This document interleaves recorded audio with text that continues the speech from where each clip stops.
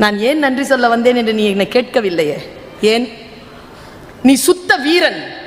உன் அம்புகள் குறி தப்பியதில்லை. அம்புகள் போய் பகைவனுடைய நெஞ்சை பிளக்கின்ற பொழுது வருகின்ற முதல் துளி ரத்தம் எனக்கு பலன்.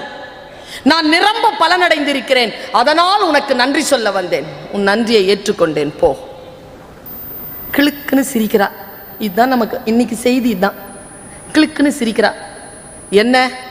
ஏய் பீஷ்மா, என்ன? உன்னை எனக்கு தெரியும். சரி, உன் அம்புகளை எனக்கு தெரியும்.